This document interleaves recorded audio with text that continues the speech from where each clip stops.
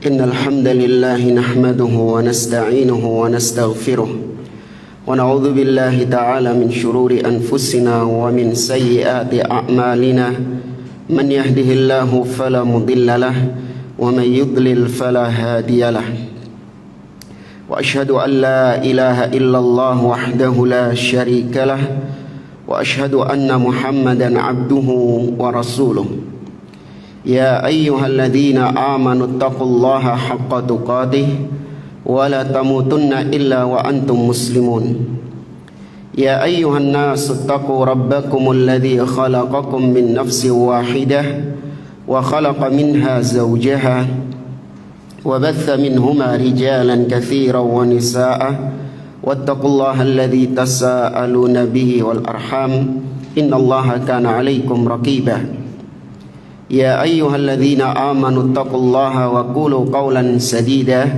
يصلح لكم أعمالكم ويغفر لكم ذنوبكم ومن يطع الله ورسوله فقد فاز فوزا عظيما أما بعد فإن أصدق الحديث كتاب الله وخير الهدي هدي محمد صلى الله عليه وسلم وشر الأمور محدثاتها وكل محدثة بدعة وكل بدعة ضلالة وكل ضلالة في النار.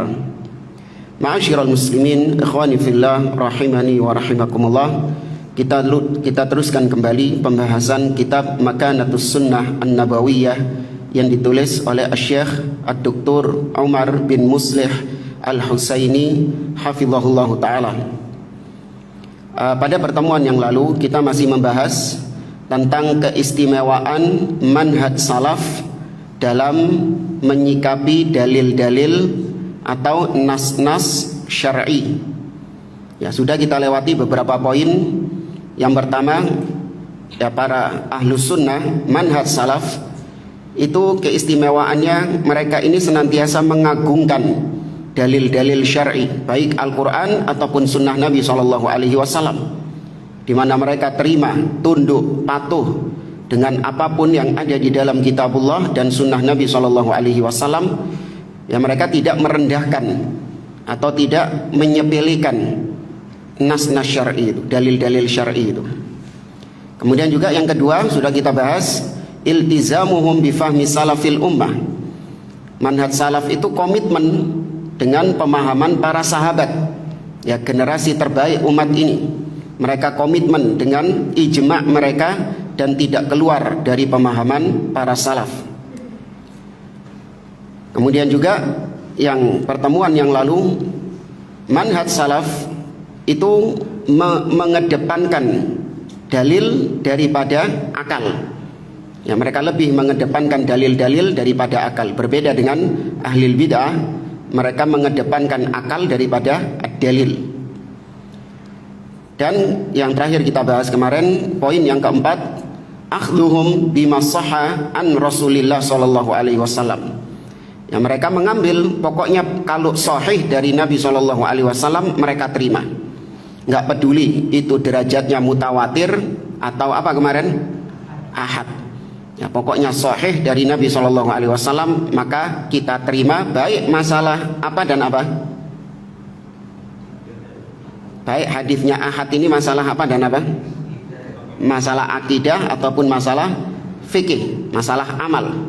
Ya, tidak dibedakan sebagaimana kelakuan ahlul bid'ah, terutama dari kalangan Hizbut Tahrir dan yang semisal dengan mereka. Mereka hanya mau mengambil hadis ahad kalau itu berkaitan dengan amaliyah, berkaitan dengan fikih.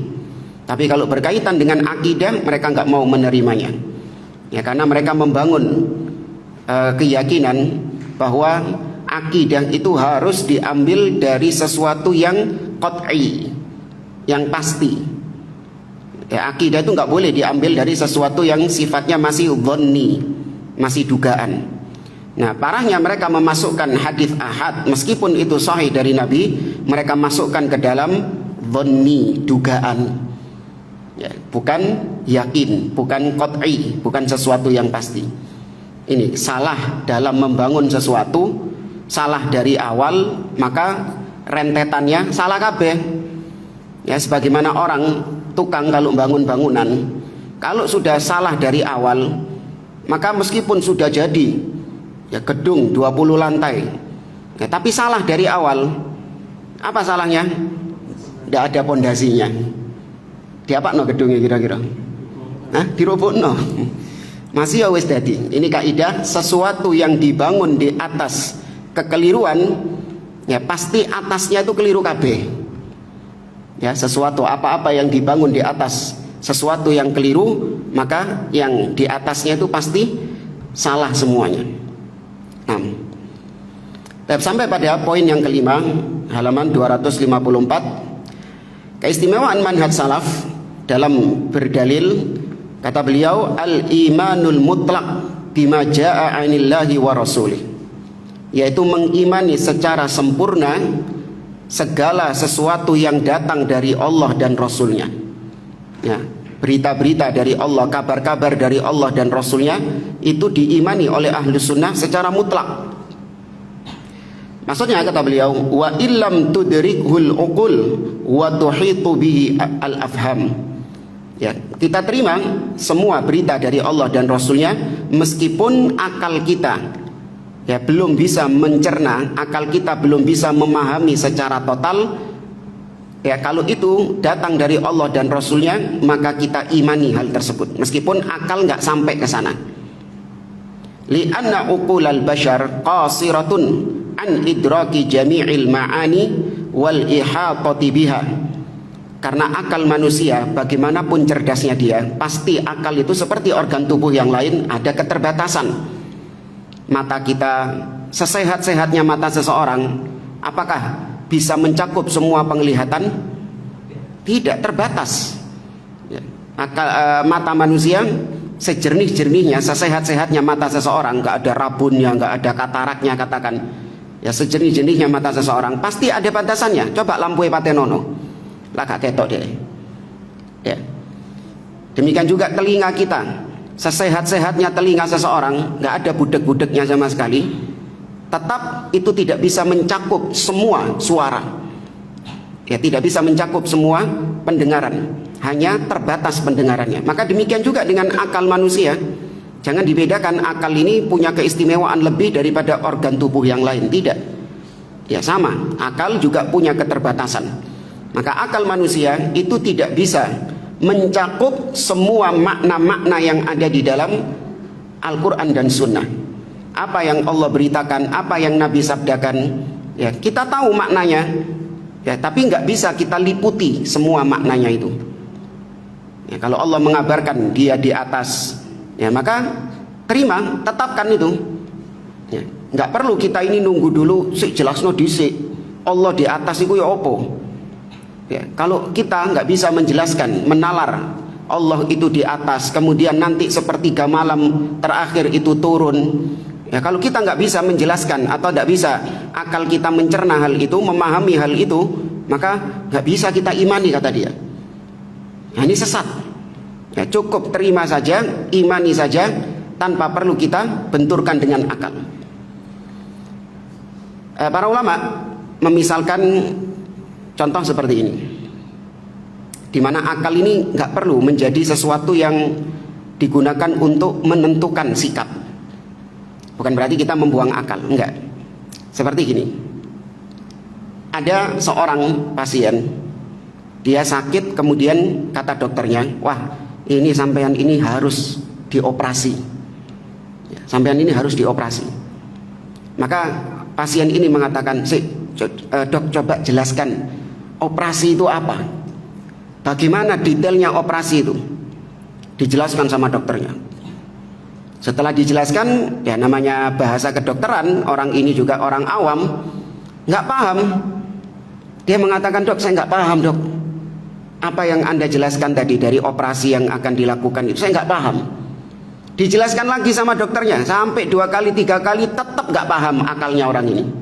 Ini namanya orang awam, nggak paham dia. Kira-kira apa yang dilakukan sama dia? Dia nggak mau melanjutkan operasinya, atau dia tetap operasi dan dia serahkan kepada dokter?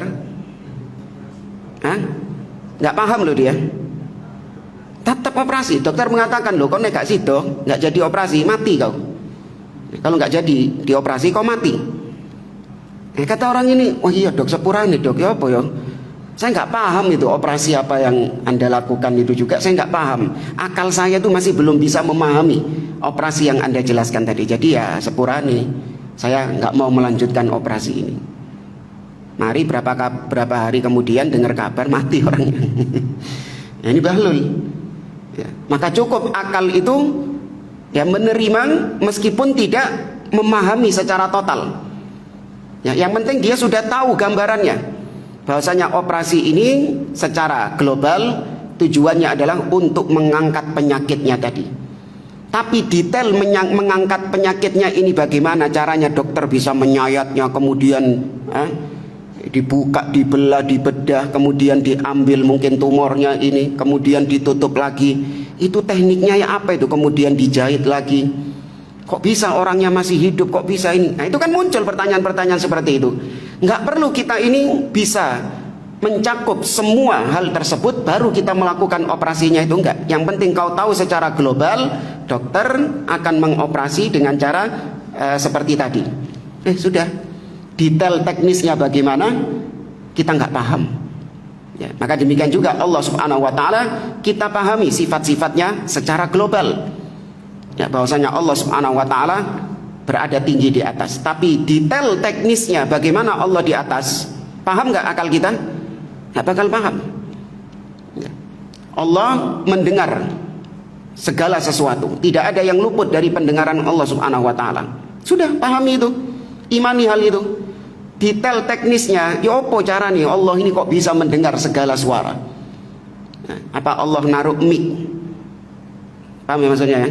Apa Allah meletakkan mikrofon di setiap sudut muka bumi ini sehingga Allah mendengar? Perlu nggak kayak gitu? Nggak perlu. Ini namanya takyif, membagaimanakan sifat Allah tersebut. Kita nggak dituntut oleh Allah untuk seperti itu. Allah melihat segala sesuatu, tidak ada yang luput dari penglihatan Allah Subhanahu wa Ta'ala. La yakhfa alaihi syai'un fil ardi wala fis sama', kata Allah. Tidak ada yang tersembunyi bagi Allah, baik yang di langit ataupun yang di bumi. Anda paham kan maknanya ini kan? Secara global Allah melihat segala sesuatu. Taib, detail teknisnya, apa cara ya Allah bisa melihat segala sesuatu? Jangan ngomong Allah punya CCTV. Allah punya CCTV, Ustaz. Jadi di setiap langit dan bumi itu sudut-sudutnya itu ada CCTV di mana Allah memantau ya semua makhluknya. Ini nggak perlu, ya nggak perlu akal kita berusaha untuk menggapai bagaimananya Allah Subhanahu Wa Taala itu melihat. Ya. Maka inilah keistimewaan Ahlus Sunnah, cukup mengimani apa yang Allah firmankan, cukup mengimani apa yang Nabi sabdakan, meskipun akal kita tidak bisa meliput ya semuanya itu. Fa idza ja'al khabar 'anillahi wa 'an rasulih lam nahtaj fi imanina an nuhita bi makna. Apabila datang kepada kita kabar berita dari Allah atau dari Rasul sallallahu alaihi wasallam, maka iman kita itu sudah sah, iman kita itu sudah sempurna, meskipun kita ini tidak bisa meliputi pemahaman kita secara total. Ya, meskipun kita nggak bisa memahami maknanya secara total, kita hanya paham secara global saja, kulitnya saja. Bal nu'min wa nusaddiq. Yang jelas kita hanya tunduk mengimaninya dan membenarkannya. Selesai. Ringkas akidahnya Ahli Sunnah ini gampang. Kita tidak dituntut untuk akal kita ini kerja keras ya sampai menguak ya rahasia bagaimana Allah bisa melihat segala makhluknya. Akal kita dituntut, dipaksa untuk bekerja keras ya, menguak bagaimana Allah bisa mendengar, bagaimana Allah bisa turun ke langit dunia, bagaimana Allah istawa di atas arsy. Enggak, akal kita enggak dituntut seperti itu. Kemudian poin yang ke-6, al-akhdhu bi dhahirin nusus. Keistimewaan manhaj salaf dalam berdalil, bahwasanya manhaj salaf itu mengambil dhahir dari dalil-dalil, dari nas-nas syar'i, mengambil dhahirnya. Apa dhahirnya yang memang nampak, ya sudah itu yang dipahami. Walaysa hunaka batin yukhalifu dhahiraha. Enggak ada istilahnya ada batin dari dalil-dalil itu ada sisi batinnya yang tersembunyi. Kita ini selama ini baca Quran, baca hadis, itu yang kita baca cuman apanya tok? Dohirnya tok. Ada batinnya itu, gak ketok kun. Sing ngeru sapa? Enggak, mereka ini loh, kata mereka. Yang tahu itu wali-walinya. Ya, jadi yang tahu makna batin itu adalah wali-walinya. Wa kullu batinin yukhalifu dhahiral kitabi was sunnah fahuwa khayalun wa jahlun. Maka segala penafsiran batin, kata mereka, yang itu jelas-jelas bertentangan dengan Allah, bertentangan dengan Al-Quran dan Sunnah, maka itu khayal, khayalan-khayalannya mereka saja, dan itu adalah jahil, kebodohan. Wa qad kana li hadzal manhaj atharun wa thamaratun hamidatun minha. Nah, manhaj salaf ini setelah keistimewaan-keistimewaan yang kita sampaikan tadi, itu memiliki buah, memiliki pengaruh yang sangat mulia sekali. Ya, kalau kita memahami 6 poin yang disampaikan sama beliau tentang keistimewaan manhaj salaf, maka ada buahnya, ada pengaruhnya. Apa itu? Quwwatul yakin. Ya, semakin kuat keyakinan kita. Makanya keistimewaan manhaj salaf ini, kalau semakin Anda pelajari, tambah bingung atau tambah yakin? Tambah yakin, jamaah. Dan itu yang kita rasakan. Ya, ketika kita semakin memperdalami manhaj salaf, semakin kita memperdalami akidah salaf, semakin yakin akidah kita. Ya, semakin kuat keimanan kita kepada Allah Subhanahu wa taala. Ya, berbeda kalau kita mempelajari akidahnya ahlul bid'ah. Semakin kita pelajari, semakin apa? Semakin pusing, semakin bingung. Ya, makanya dari ucapan sebagian ikhwan ini, kenapa sih sebagian ikhwan ini kok males kalau sudah pembahasan asma wa sifat? Bingung Ustaz, pasti paling materi paling berat itu bagi sebagian ikhwan di kajian itu katanya tentang asma wa sifat. Pokoknya Ustaz bahasnya asma wa sifat ini, wah, harus penuh konsentrasi. Bingung. Yang bingung itu sebenarnya bukan pembahasan asma wa sifat dari sisi akidah ahli sunnah, tapi yang bingung itu ketika membahas akidahnya siapa? Ahlul bid'ah. Itu yang gak bingung. Akidah ahli sunnah simpel. Allah, apa yang Allah firmankan, apa yang Allah kabarkan dari sifat-sifatnya, cukup kita apakan? Kita tetapkan saja. Ya, apa yang ditetapkan oleh Nabi SAW dari sifat-sifatnya, cukup kita tetapkan sebagaimana hakikatnya, dohirnya. Selesai. Tanpa diserupakan dengan makhluk, tanpa dibayang-bayangkan bagaimana sifat Allah tersebut. Ya, selesai. Ya, tapi datang kemudian akidahnya ahlul bid'ah. Nah, ini yang jadi pembahasan. Ya, makanya kitab-kitab yang membahas asma wa sifat itu tebel-tebel. Ya, kebanyakan isinya apa? Ya, bantahan-bantahan kepada ahlul bid'ah. Oke, maka semakin kuat keyakinan seseorang. Ya. Wa adamu tatarruki syak ilal qalbi. Dan tidak ada keraguan-raguan di dalam hati. Ya, semakin mempelajari manhaj salaf, maka semakin yakin. Kemarin kalau nggak salah berapa pertemuan yang lalu, kita sampaikan ucapan Al-Imam Syafi'i rahimahullah, man idza ra'aita ar-rajula tasawwafa fi awwalin nahar la ya'ti adh-dhuhra illa waqad wajadtahu ahmaq. Apabila kau mendapati ada seseorang yang belajar tasawuf, ya belajar sufi di pagi hari, maka nggak nyampe duhur, belum nyampe zuhur, kau sudah akan mendapati orang yang belajar sufi tadi wis apa? Wis gila. Ini Imam Syafi'i yang mengucapkan demikian. Nah, makanya betul ucapan orang-orang tua kita dahulu, ojo sinau agama dalam-dalam. Jangan terlalu mendalam-dalami agama. Nanti bisa gila. Nah, itu maksudnya apa? Maksudnya mempelajari dalam-dalam agama, mempelajari agama dalam-dalam ini, ya mempelajari sufi, tasawuf, ilmu kalam, filsafat. Semakin dipelajari semakin bingung, semakin stres. Ya, beda dengan akidah salaf, semakin dipelajari semakin kuat, tidak ada keraguan-raguan.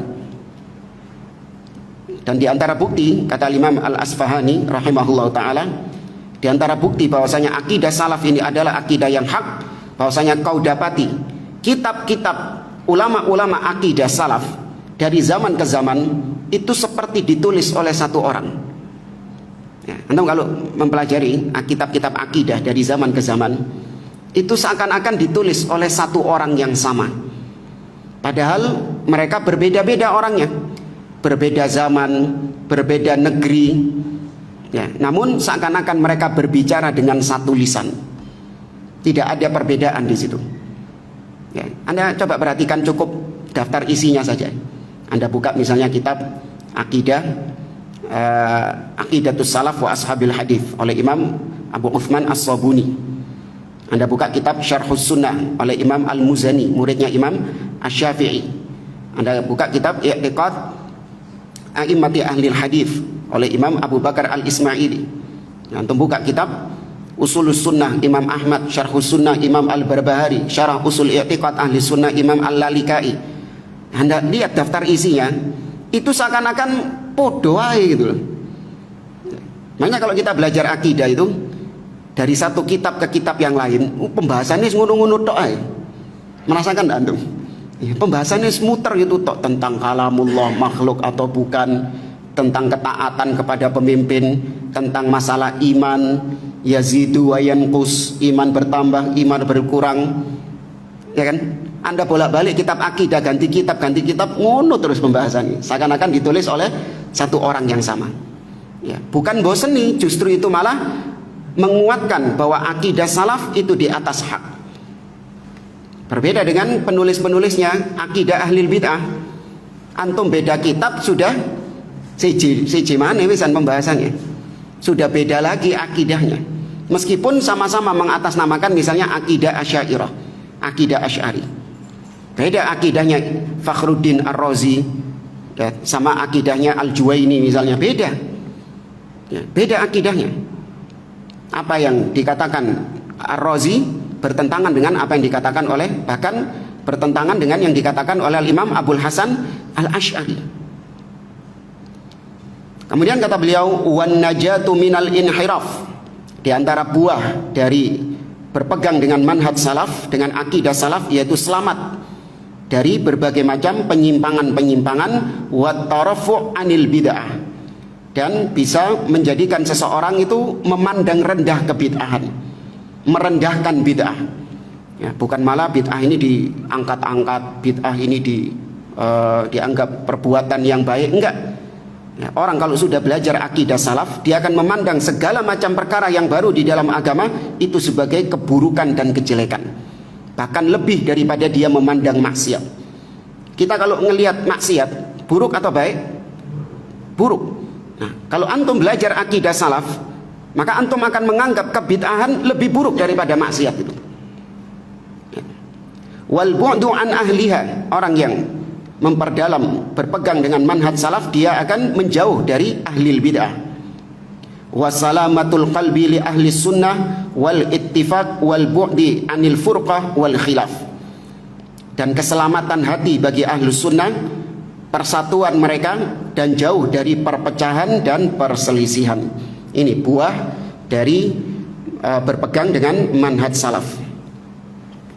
Kemudian kata Syekh, waqad khalafa ahlas sunnati fi hadzal babi tawaif wa firaq, dan beberapa kelompok-kelompok menyelisihi ahlus sunnah dalam masalah ini, yaitu dalam masalah berdalil, dalam masalah istidlal, menyikapi dalil-dalil. Minhum, diantaranya kelompok yang pertama al-khawarij. Yang pertama al-khawarij. Al-khawarij kata para ulama, awwalu firqatin kharajat fi ummatil Islam. Khawarij adalah firqah pertama yang muncul pada umat Islam. Ya, sepakat para ulama mengatakan firqah ahlil bid'ah pertama yang muncul di tubuh kaum muslimin adalah khawarij. Bahkan benihnya itu sudah ada sejak zaman Nabi SAW. Siapa? Dzul Khuwaisirah, yang mengatakan kepada Nabi, i'dil ya Muhammad, berlaku adillah wahai Muhammad. Nah, ini mbok-mbokannya khawarij ini. Ya. Dan khawarij satu-satunya firqah ahlil bid'ah yang namanya disebut langsung oleh Nabi SAW dalam hadisnya. Tidak ada ahlul bid'ah, firqah ahlul bid'ah yang lain yang namanya disebut oleh Nabi secara terang-terangan kecuali Khawarij. Apa hadisnya? Naam, al-Khawarij kilabun nar. Al-Khawarij kilabu ahlin nar. Ya.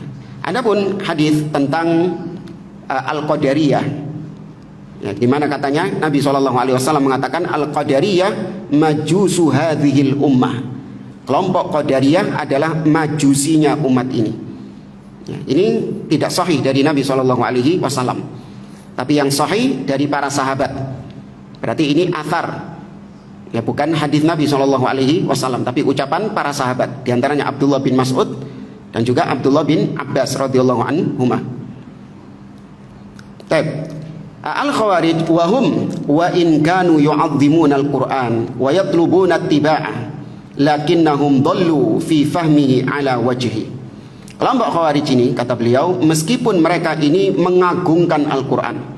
Ya, kelompok Khawarij ini, kata Nabi SAW, sayakhruj min dhi'i hadzal rajul qaumun yaqra'una al-Qur'an la yujawizu imanuhum taraqiyahum. Akan keluar dari tulang sulbi orang ini, yaitu Dzul Khuwaisirah tadi, sekelompok kaum yang mereka membaca Al-Quran namun bacaan mereka tidak sampai kerongkongan mereka.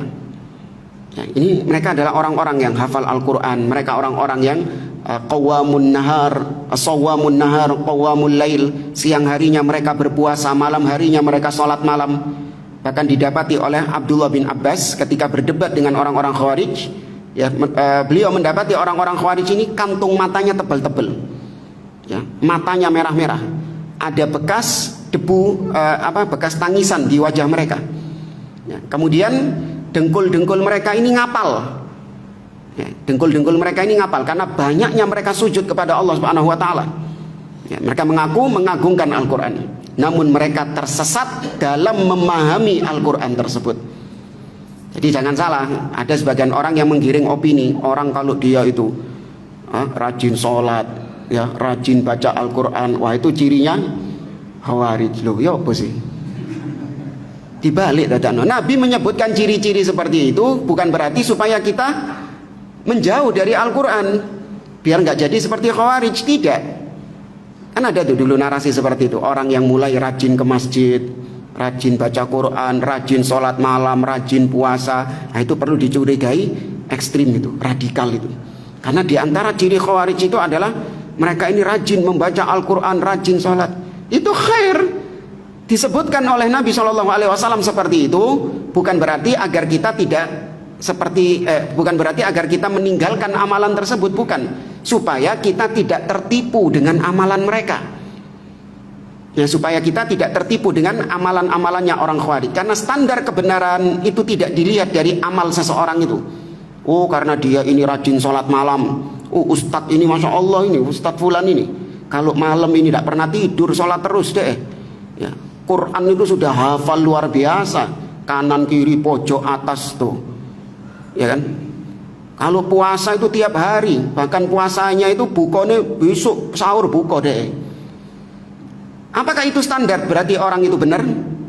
Enggak. Itu maksud Nabi SAW, jangan tertipu dengan ibadah seseorang, tapi dilihat bagaimana pemahaman orang tersebut terhadap dalil.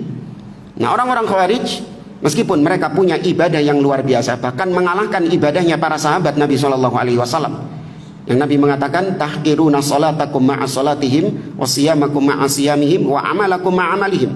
Kalian akan melihat ibadahnya orang Khawarij ini, kalian merasa ibadah kalian gak ada apa-apanya jika dibandingkan mereka. Kalian akan meremehkan ibadah kalian sendiri jika dibandingkan ibadahnya Khawarij, puasanya Khawarij, sholatnya Khawarij. Ini sekelas sahabat. Kita tahu ibadahnya sahabat bagaimana, ya. Tapi meskipun demikian mereka tidak di atas kebenaran, meskipun mereka memiliki ibadah yang luar biasa, ya.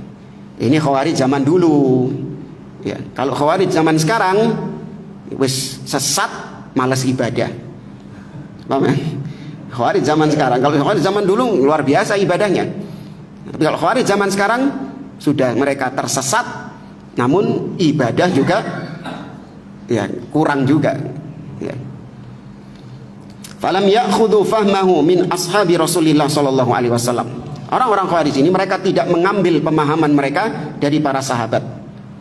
Nah, ini termasuk di antara senjata Abdullah bin Abbas ketika berdebat dengan Khawarij. Ya.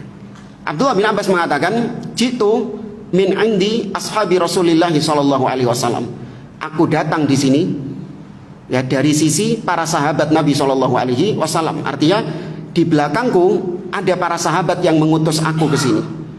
Ya. Walam ara sahabiyan wahidan fikum, dan aku tidak melihat ada seorang pun sahabat yang bersama kalian. Jadi dijadikan dalil sesatnya Khawarij itu adalah karena tidak ada seorang pun sahabat yang ada di barisan mereka. Berarti menunjukkan bahwasanya mereka memahami agama ini tidak dengan restu, tidak dengan pemahaman para sahabat. Buktinya nggak ada satupun sahabat yang support dengan mereka. Itu sudah menunjukkan kesesatan mereka. Bal tatabba'u al-mutasyabih minhu. Mereka ini justru mengambil ayat-ayat, dalil-dalil yang mutasyabihat. Nah, ini bukan cirinya Khawarij saja ini. Ini cirinya semua ahli bid'ah. Mereka itu paling suka cari dalil-dalil yang global, kemudian mereka seret maknanya kepada akidah mereka. Ya, seperti misalnya ahli bid'ah yang mengatakan Allah di mana-mana. Mereka mengambil ayat dalam Al-Quran, misalnya di surah Al-Hadid. Allah mengatakan wa huwa ma'akum aina ma kuntum, dan dia bersama kalian, Allah bersama kalian dimanapun kalian berada. Ya. Padahal banyak ayat-ayat yang jelas, terang benderang yang mengatakan Allah di mana? Allah di atas arsy, istawa alal arsy. Tapi mereka tutup mata sudah dari ayat-ayat kayak gitu. Mereka cari ayat-ayat yang sekiranya bisa mereka tunggangi. Ya, itu pun mereka salah memahaminya. Kemudian wa ta'awwaluhu ala ghairi ma'rifatin bimakna. Setelah mereka dapat ayat-ayat yang mutasyabihat tadi, artinya ayat-ayat yang multi tafsir tadi, kemudian mereka takwilkan ayat itu sesuai dengan selain dari makna yang sebenarnya. Ya, di antara ayat yang menjadi pegangan kaum Khawarij sampai sekarang surah Al-Maidah ayat yang ke-44. Allah Ta'ala berfirman, "Wa man lam yahkum bima anzalallah faulaika humul kafirun." Barang siapa yang tidak berhukum dengan hukum yang Allah turunkan, maka mereka itu orang-orang kafir. Maka berarti presiden, ya, penguasa yang tidak berhukum dengan hukum Allah, maka kafir. Padahal kalau kita melihat pemahaman para salaf, Abdullah bin Abbas menafsirkan kufrun la yanqulu anil millah. Kekufuran yang dimaksud dalam ayat itu adalah kekufuran yang tidak sampai mengeluarkan pelakunya dari Islam. Ya, betul berhukum dengan hukum Allah itu wajib. Kita ahlu sunnah juga mengatakan wajibnya berhukum dengan hukum Allah. Namun orang yang meninggalkan hukum Allah, apakah dikafirkan secara langsung? Tidak. Ada perinciannya ahlu sunnah. Ya, kalau Khawarij enggak, dikebiah uyah, pokoknya yang tidak berhukum dengan hukum Allah maka dia kafir. Itu ayatnya. Maka didoktrin itu anak-anak muda itu, ya, didoktrin bahwasanya pemimpin, penguasa, presiden kafir karena mereka tidak menggunakan hukum Allah dalam pemerintahannya. Ini dalilnya, wa man lam yahkum bima anzalallah faulaika humul kafirun. Makanya pentingnya manhaj salaf. Para ulama mengatakan pemahaman salaf semamul aman, itu adalah benteng keamanan dari kesesatan. Nah, kalau ingin gak sesat, maka jangan sampai keluar dari pemahaman para salaf ini. Keluar sedikit saja, ya itu sudah dikatakan sesat. Wala rusukha fil ilm, mereka tidak memiliki kedalaman di dalam ilmu. Ya, orang Khawarij ini seperti yang dikatakan Nabi, orang-orang jahil, orang-orang bodoh. Saya khruj fi akhiriz zaman qaumun hudatsaul asnan sufahaul ahlam, kata Nabi. Akan muncul di akhir zaman suatu kaum yang hudatsaul asnan, usianya masih muda belia, sufahaul ahlam, tapi cetek pemikirannya alias bodoh.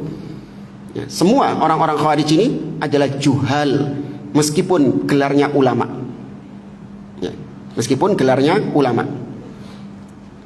Ya, ulama-ulama mereka yang mereka gaungkan seperti Abu Muhammad Al-Maqdisi, ya, atau kalau di negeri kita ini ada yang masih di penjara atau sudah dieksekusi apa belum itu, ya. Maka kita katakan mereka ini adalah orang-orang juhal, orang-orang bodoh.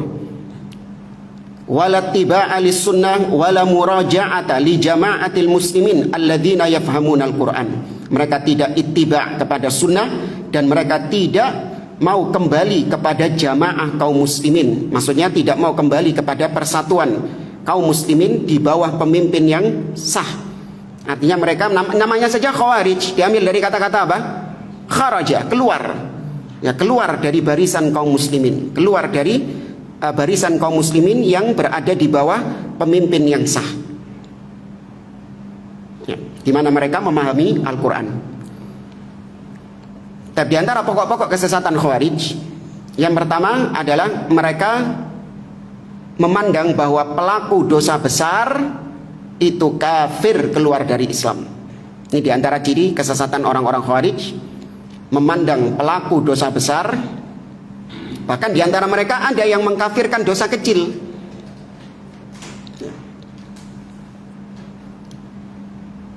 Mereka mengkafirkan dosa besar. Kemudian kesesatan yang kedua, yaitu mereka menganggap tidak ada namanya syafaat.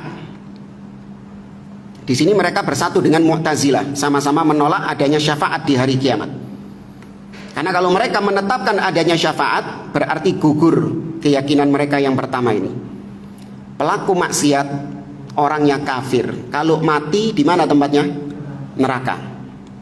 Namanya orang kafir kalau mati di neraka. Innalladzina kafaru min ahlil kitabi wal musyrikina fi nari jahannam khalidina fiha. Nerakanya itu kekal atau cuma temporer sementara?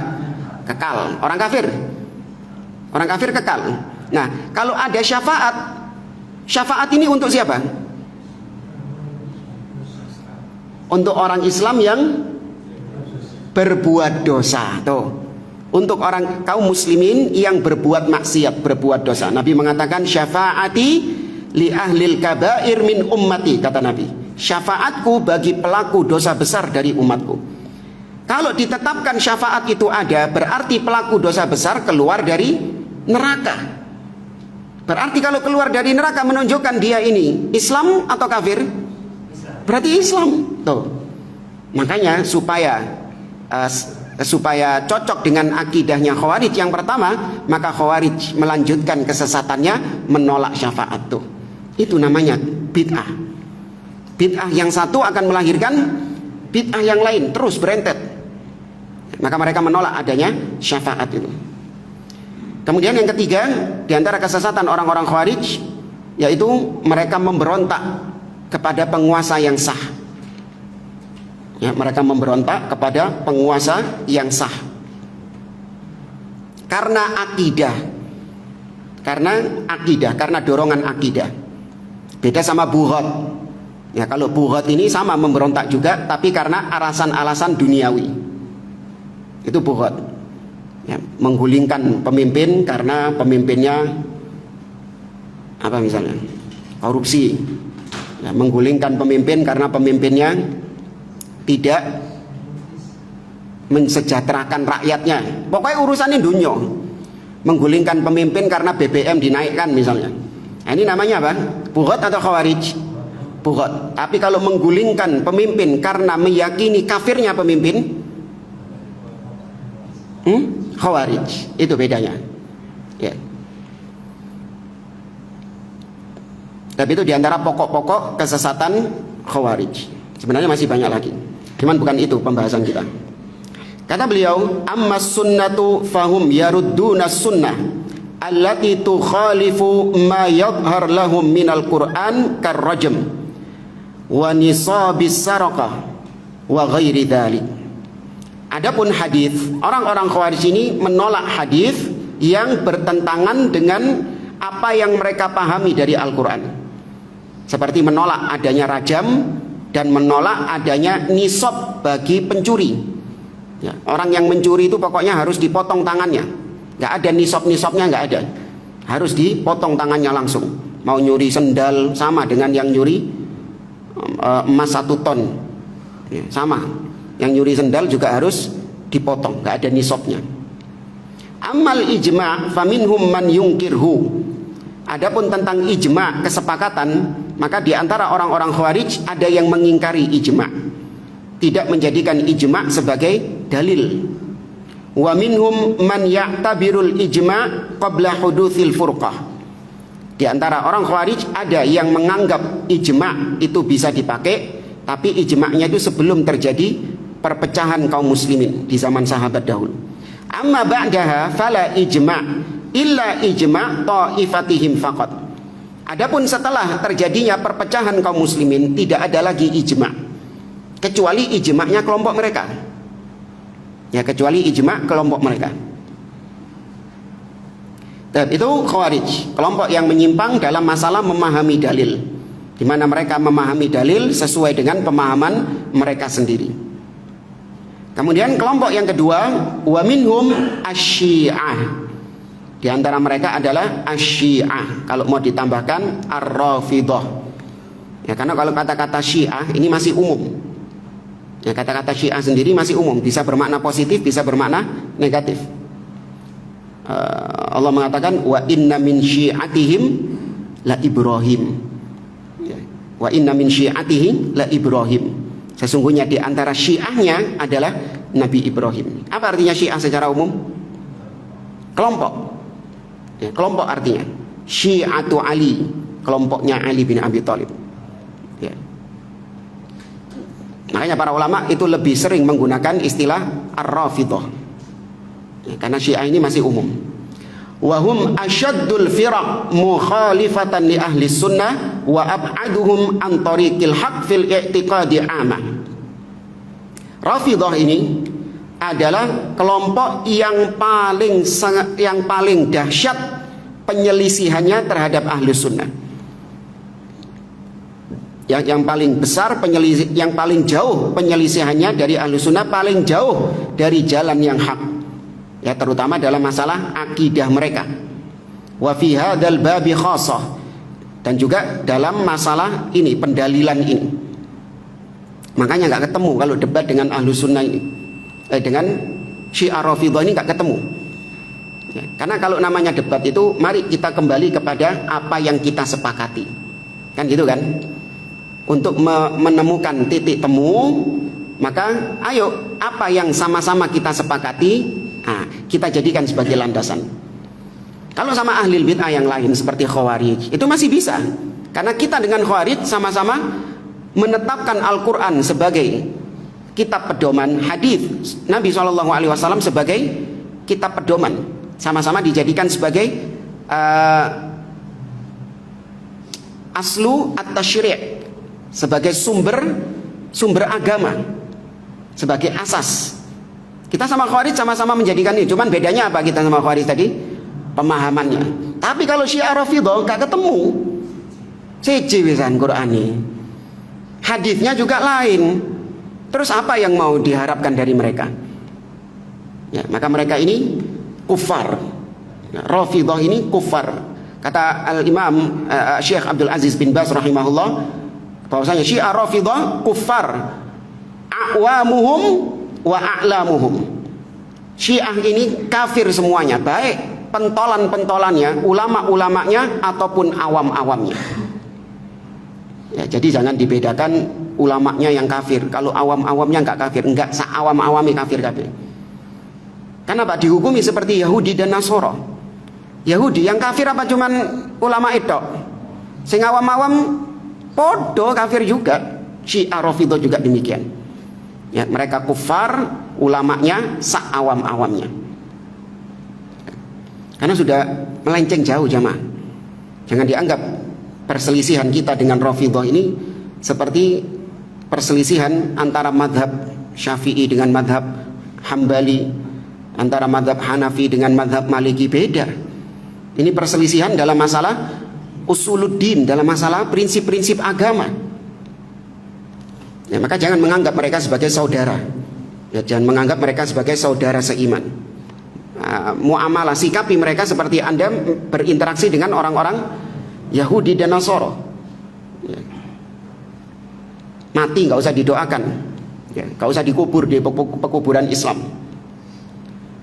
Kata beliau, fal Quran yarawnahu muharrafan. Ini diantara kekufurannya dia, mereka. Al-Quran mereka anggap sudah ditahrif, sudah dirubah-rubah, diselewengkan. Wa sannafa ba'dhum faslal khitab fi itsbati tahrifi kitabi rabbil arbab. Bahkan salah seorang tokoh mereka menulis kitab judulnya Faslul Khitab fi Itsbati Tahrifi Kitabi Rabbil Arbab, yaitu tentang penetapan akan adanya perubahan, adanya penyimpangan-penyimpangan yang terjadi di dalam Al-Quranul Karim.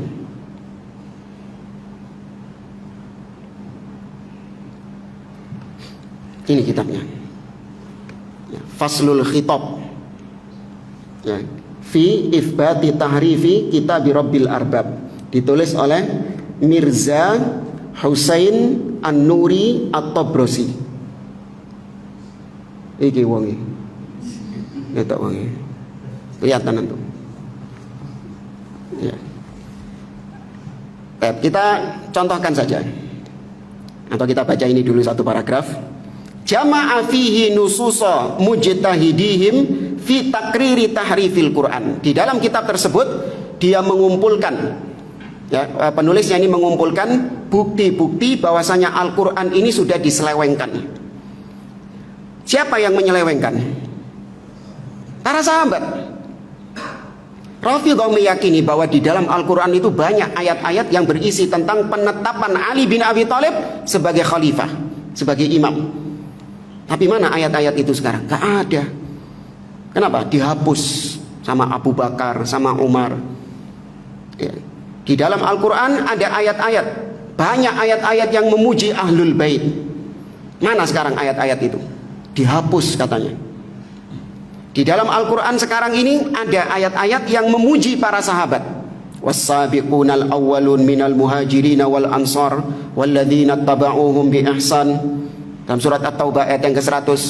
Kata mereka, ayat-ayat pujian tentang para sahabat itu nggak ada aslinya. Itu justru pujian kepada Ahlul Bait, kemudian dirubah sama mereka narasinya menjadi para sahabat.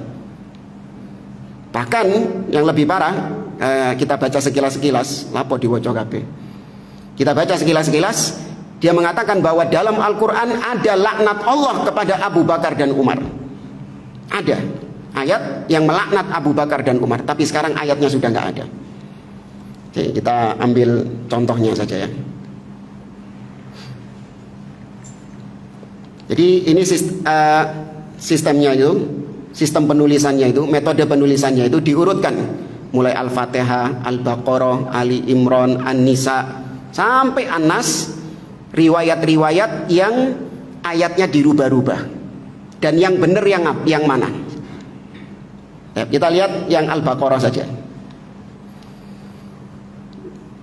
Di dalam surat Al-Baqarah ada ayat yang berbunyi, wa in kuntum fi raibin mimma nazzalna ala abdina fa'tu bi suratin min mithlihi, dan seterusnya.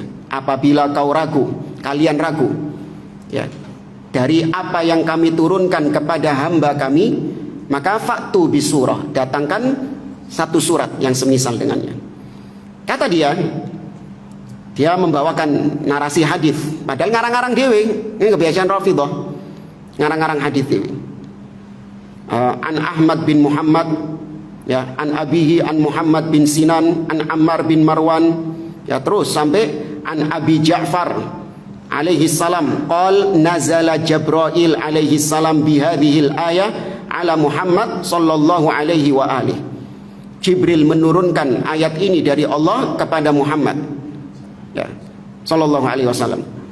Hakadha, demikian yang diturunkan oleh Jibril. Wa in kuntum fi raibin mimma nazzalna ala abdina fi aliyin fa'tu bi suratin min mithlihi. Apabila kalian ragu tentang apa yang kami turunkan kepada hamba kami fi Ali, dalam masalah Ali. Apa maksudnya masalah Ali ini?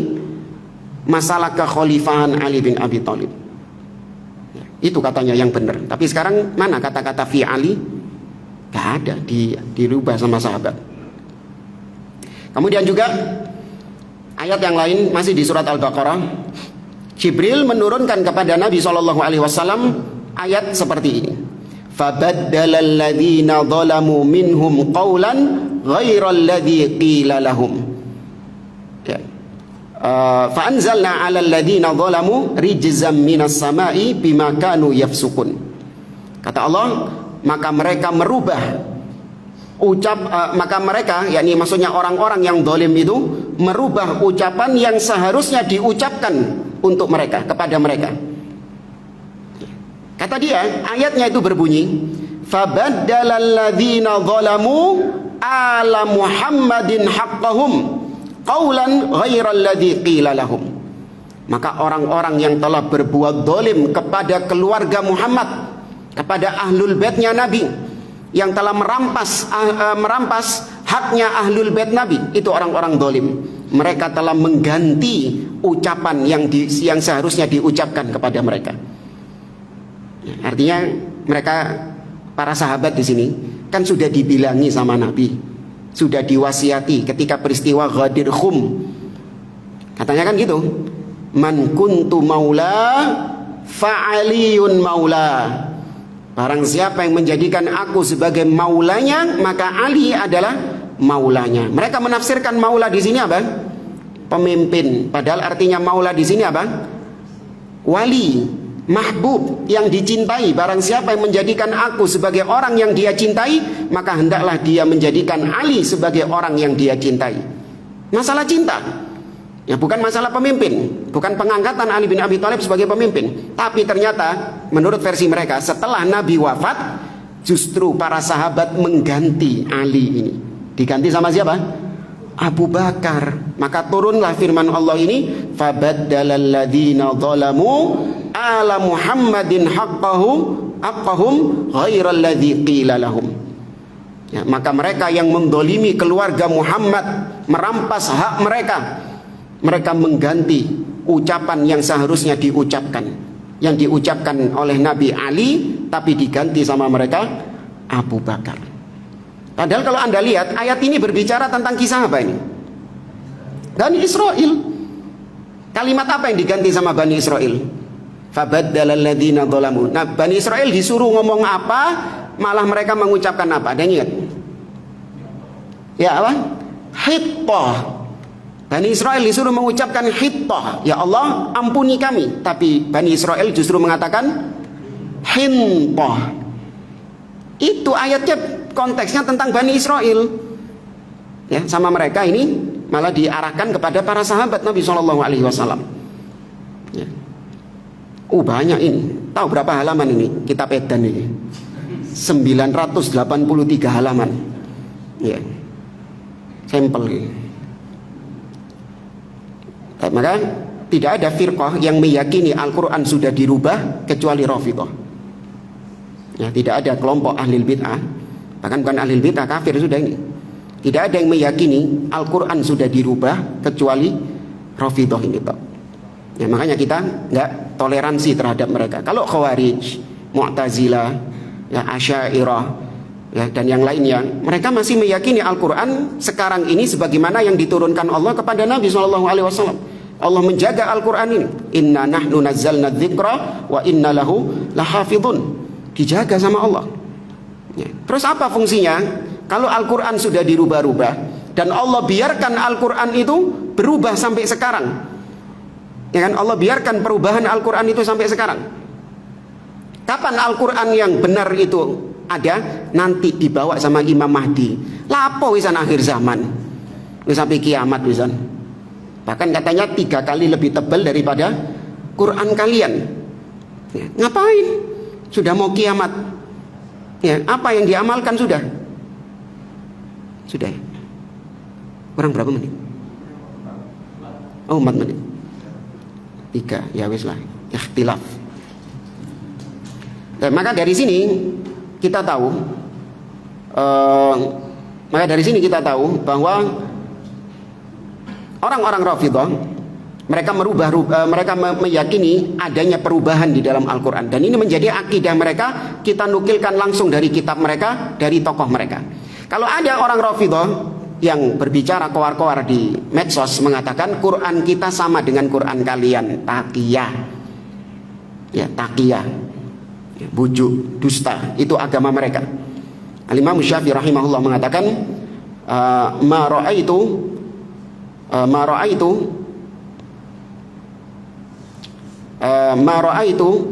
ahadan min ahlil ahwa ashhada bizur minar rafidah.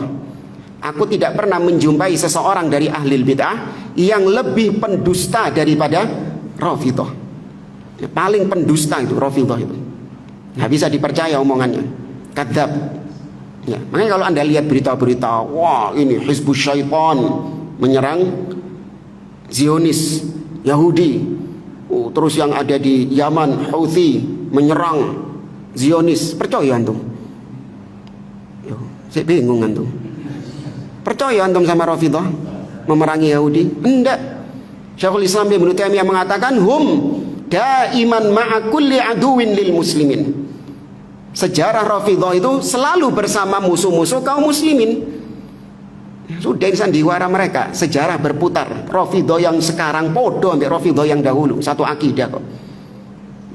Lihat Ahlus Sunnah ketika mengkritik mereka langsung dari kitab mereka. Dan ini fair. Kalau mengkritik akidah suatu kelompok, maka yang dilihat apanya? Individu orangnya atau kitabnya? Kitabnya kalau ingin menghukumi. Jangan orangnya, karena orangnya itu terkadang tidak merepresentasikan kelompoknya. Itu perbuatan oknumnya itu. Kalau ingin tahu tentang ajarannya aslinya bagaimana, lihat kitab-kitab mereka. Ya. Maka kita lebih senang kalau ada orang-orang ahlul bid'ah misalnya mengkritik ahlus sunnah, mengkritik dakwah salafiyah, itu langsung dari kitab-kitab ahlus sunnah. Nah, itu baru meskipun kritikannya juga terkadang gagal paham dia ya, tapi setidaknya apa yang telah diupayakan sama dia itu betul. Dia merujuk kepada kitab-kitabnya. Ini lebih kita hargai ya, lebih kita hargai meskipun dia gagal paham dalam memahami kitab-kitab akidah ahli sunnah, kitab-kitab manhaj salaf. Lebih kita hargai daripada orang yang mengkritik manhaj salaf dari orang-orangnya, individu-individunya ya, ini nggak fair. Tentang Rafidah ini masih ada beberapa kesesatan mereka. Itu tadi keyakinan mereka tentang Quran, belum keyakinan mereka tentang sunnah. Mereka menolak sunnah kecuali yang diriwayatkan dari jalur ahlul bait. Makanya mereka punya kitab hadis sendiri ya, berjilid-jilid ya, diantaranya kitab Usulul Kafi oleh Al-Kulaini. Demikian juga kitab Biharul Anwar oleh Al-Majlisi, Man la yahduruhul faqih, kitab Al-Istibsar. Ini kitab-kitab inti mereka ya, saya download di internet itu ya, sampai hampir 100-an jilid kitab Usulul Kafi ini. Buka judulnya tok ngeri-ngeri jamaah. Buka judul-judul babnya itu sudah ngeri-ngeri. Bab annal a'immah ya'lamuna mata yamutun wala yamutuna illa bi ikhtiyarin minhum. Bab penjelasan tentang bahwa imam-imam, maksudnya imam-imam yang 12 itu, mereka itu tidaklah mati kecuali mati dengan pilihan mereka sendiri. Jadi yang menentukan mereka mati itu mereka sendiri. Bab annal a'immah la yakhfa alaihim syai'un fil ardi wala fis sama. Bab bahwa imam-imam itu mengetahui segala sesuatu yang di langit dan di bumi, tidak tersembunyi bagi mereka. Loh, itu ayat dalam Al-Quran itu. Siapa yang seperti itu harusnya? Allah. La yakhfa alaihi syai'un fil ardi wala fis sama. Tidak tersembunyi bagi Allah yang di langit dan di bumi. Digawe sama mereka buat imam-imam ya, ini kitab hadis mereka. Bahkan kebanyakan bukan ucapan Nabi kitab hadis itu. Qala Ja'far As-Shadiq, qala Muhammad Al-Baqir. Sikut tak mutar-mutar ikut tak ucapan mereka. Sedikit hadis Nabi SAW. Karena mereka menganggap ucapan imam itu juga dalil. Ucapan imam itu dalil, karena imam itu menurut mereka apa? Maksum. Ya, imam itu maksum juga. Makanya ucapan imam itu juga dijadikan sebagai landasan dalam beragama. Nah, ini kalau kayak gini nih konsepnya, seisok tadi sebut Islam, gak isok wisan. Nggak bisa. Ya, maka kita terang-terangan mengkafirkan Rafidhah. Saya cukupkan sampai di sini. Wallahu a'lam. Subhanakallahumma bihamdik, asyhadu an la ilaha illa anta, astaghfiruka wa atubu ilaik. Assalamualaikum warahmatullahi wabarakatuh.